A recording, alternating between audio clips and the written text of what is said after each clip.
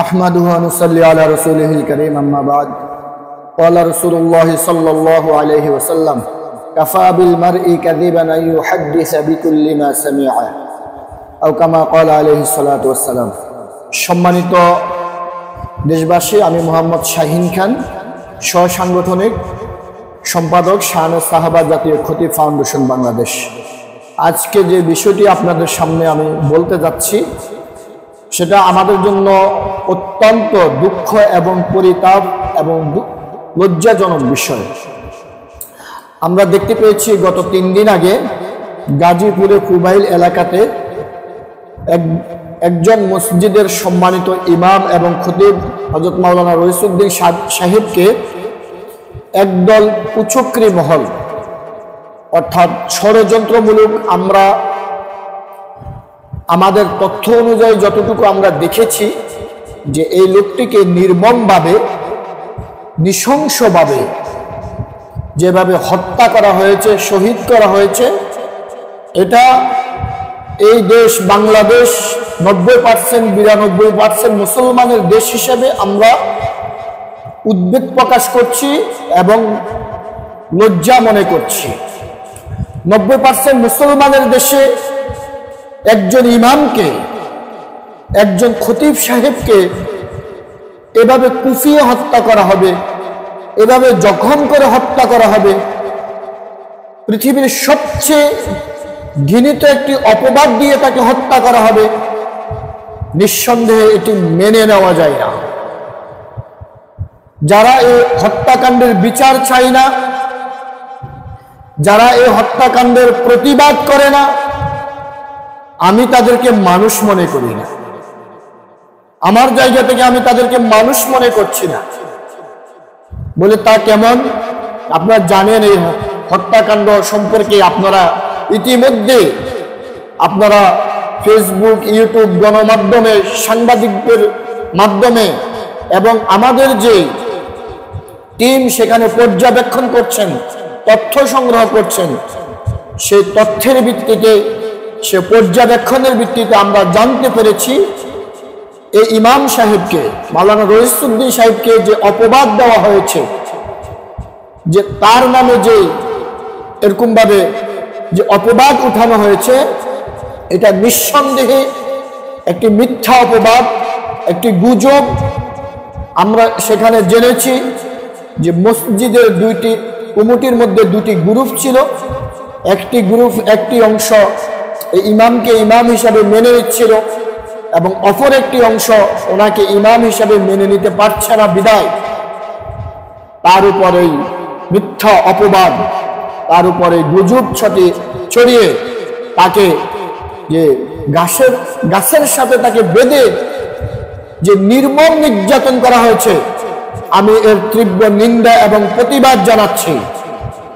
সাথে সাথে বলছি যে প্রশাসন, যে পুলিশ, ওই কুবাইলের যে গাজীপুরের যে পুলিশ এই ইমামের চিকিৎসা না দিয়ে, তার চিকিৎসা না করিয়ে তাকে এরকমভাবে কোনো মামলাবিহীন তাকে এই মিথ্যা অপবাদের ভিত্তিতে তাকে থানায় নিয়ে আটকে রেখে তার জীবনকে মৃত্যুর দিকে ঠেলে দিয়েছিল, আমি সেই প্রশাসনের প্রতি নিন্দা জানাচ্ছি, সে পুলিশের প্রতি নিন্দা জানাচ্ছি।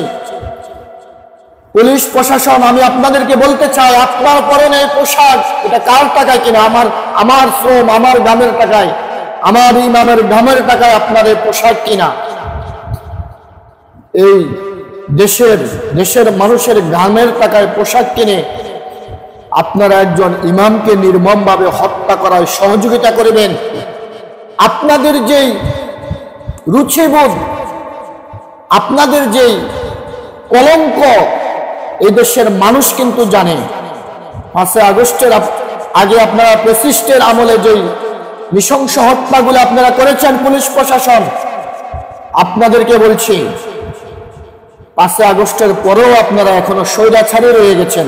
এটাই প্রমাণ করে একজন ইমামকে হত্যার ব্যাপারে আপনারা সহযোগিতা করেছেন, তাকে চিকিৎসা না দিয়ে আপনারা থানায় তাকে আটকে রেখেছেন, তাকে হত্যা করেছেন। আপনারা এর জবাব আপনাদেরকে দিতে হবে। ইতিমধ্যে আপনারা দেখেছেন যে আমাদের খতিবদের জাতীয় সংগঠন খতিবদের সবচেয়ে প্রিয় সংগঠন শানে সাহাবা জাতীয় খতিব ফাউন্ডেশন বাংলাদেশ এই মাওলানা মাজলুম এই ইমাম খতিবের পাশে দাঁড়িয়েছেন। তার এই মিথ্যা অপবাদের তথ্য নেওয়ার জন্য আমাদের এই সংগঠনের সর্বোচ্চ নেতা, সর্বোচ্চ লিডার মুফতি শামীম মজুমদার হাফিজাহুল্লাহ সহ আমাদের কেন্দ্রীয় নেতৃবৃন্দ সেখানে আছেন, তথ্যগুলো সংগ্রহ করছেন। আমরা ইতিমধ্যে জানতে পেরেছি যে অপবাদ এই ইমামকে দেওয়া হয়েছে, মাওলানা রইসুদ্দিন সাহেবকে দেওয়া হয়েছে, এটা একেবারে মিথ্যা একটি অপবাদ। এটা আল্লাহর নবী জনাবে মুহাম্মদ রাসূলুল্লাহ সাল্লাল্লাহু আলাইহি ওয়াসাল্লাম হাদিসের মধ্যে বলেছেন, কাফা বিল মারই কাযিবান আন ইউহাদ্দিসা বিকুল্লি মা সামিআ। অর্থাৎ তোমরা যাহাই শোনো তাহাই বলিতে থাকা, তাহাই লটাতে থাকা, এটাই মিথ্যাবাদী হওয়ার জন্য যথেষ্ট। গাজীপুরে পুবাইল মানুষ প্রমাণ করেছে তারা মিথ্যাবাদী, তারা একজন ইমামকে হত্যা করেছেন নৃশংসভাবে। কি মর্মান্তিক ঘটনা! কেন আজকে কথাগুলো এত রিয়াদ করে বলছি জানেন? এই ইমাম, এই খতিব যেদিন তাকে মারা হবে, নৃশংসভাবে হত্যা করা হবে, ওই দিন তাকে মসজিদ থেকে বেতন দেওয়া হয়েছিল। আর ওই বেতনের টাকা দিয়ে যে চাউল কিনেছে, সে তার পরিবার পরিজন নিয়ে চাউল সে ভাত রান্না করে খাবে। কিন্তু এই নিষ্ঠুর এই নির্মম মানুষগুলো তার পরিবারের কাছে তাকে ফিরে যেতে দেওয়া হলো না, তাকে চাউল কিনে তাকে ভাত রান্না করে খেতে দেওয়া হলো না। একজন ইমাম, কি অপরাধ আমাদের! আমরা কি অপরাধ করেছি এই দেশে? আমরা ইমাম হয়ে কি আপনাদের কাছে অপরাধ করেছি? আপনি যখন বিপদে পড়েন সকলের আগে ইমামের কাছে ছুটে আসেন, রাত 2টা হোক, 3টা হোক, 5টা হোক, ওই ফজরের আজান দিয়ে আপনাকে জাগ্রত করে আপনার ইহকালের সফলতা, পরকালের মুক্তির জন্য আমরাই কামনা করছি। আপনার ওই ভাই ঘুমিয়ে আছে, দেখেন, আপনার বাবা ঘুমিয়ে আছে, আপনার সন্তান ঘুমিয়ে আছে, আপনার স্ত্রী ঘুমিয়ে আছে, আমরাই আপনাকে ডাকছি কল্যাণের পথে। আমাদেরকে হত্যা করলে নৃশংসভাবে, এটা কি মেনে নেওয়া যায়? এটা কি ধরে নেওয়া যায়? কেমন হত্যাকাণ্ড, কেমন হিংস্র হয়ে গেল মানুষ!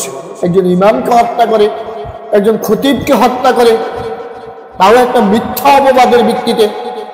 আমরা ইতিমধ্যে দেখতে পেয়েছি এদেশের 90% সাংবাদিক বন্ধুরা এদেশের কল্যাণকামী কাজ করেন, কল্যাণকামী সংবাদ আপনারা প্রতিবেদন করেন, আমাদেরকে জানান। কিন্তু আমরা দেখতে পেয়েছি যে ওখানে কিছু দালাল সাংবাদিক প্রবেশ করেছে, যারা এই ঘটনাটিকে উল্টাভাবে তারা প্রতিবেদন করার চেষ্টা করেছেন। সাংবাদিক ভাইদের প্রতি সম্মান রেখে বলতে চাই, এটা করবেন না। তিনি একজন ইমাম, আপনাকেও একদিন মৃত্যুবরণ করতে হবে। আপনার জানাজাও কোনো একদিন একজন ইমাম পড়াবেন, আপনার মায়ের জানাজাও কোনো একদিন একজন ইমাম পড়াবেন, আপনার বাবার জানাজা কোনো একদিন একজন ইমাম পড়াবেন।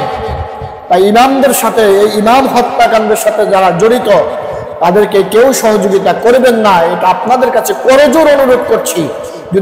যদি কোনো সহযোগিতা করেন, তাহলে আপনি এই হত্যাকাণ্ডের সাথে জড়িত আছেন, এটাই মনে রাখবেন।